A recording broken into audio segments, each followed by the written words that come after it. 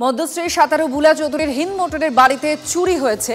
Hind motor দেবাইপুকুরের বাড়ি থেকে বুলা চৌধুরীর পদ্মশ্রী যে পদক সেটাও চুরি হয়ে গিয়েছে। সোনা, রূপো, ব্রোঞ্জের মেডেল সমস্ত পদক চুরির অভিযোগ করেছেন তিনি। লন্ডভন্ড গোটা ঘর। উত্তরপাড়া থানায় অভিযোগ দায়ের করেছে এবং তদন্তেও নেমেছে পুলিশ। আমার শখ নেই, আমি সুন্দর করে সাজাবার শখটা আমার খুব কম। সে সুন্দর করে সাজিয়ে দিয়েছিল, যার জন্য এটাকে আমি আর কোনোদিনও সরাইনি এখান থেকে। এই বাড়িটা একটা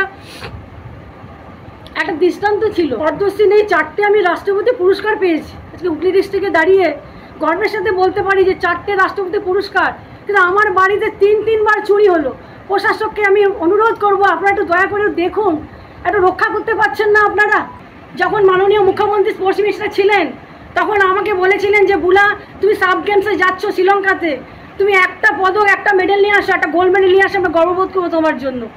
আমি দিদির জন্য 6টা গোল্ড মেডেল নিয়ে এসেছিলাম, যার জন্য আমি অর্জুন অ্যাওয়ার্ড পেয়েছিলাম। কিন্তু আজকে কেউ রক্ষা করতে পারলো না। দিদি, আপনিও পারলেন না আমার মেডেল রক্ষা করতে।